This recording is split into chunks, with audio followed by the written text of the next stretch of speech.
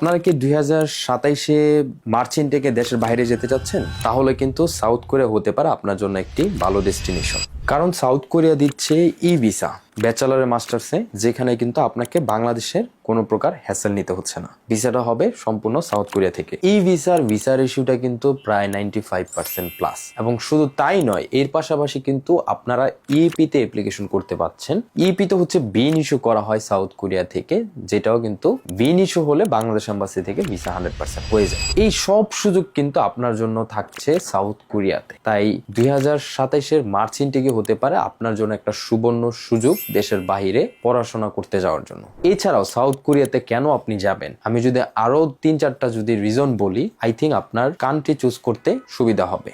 South কোরিয়াতে পাচ্ছেন আপনারা ওয়ার্ল্ড ক্লাস এডুকেশন।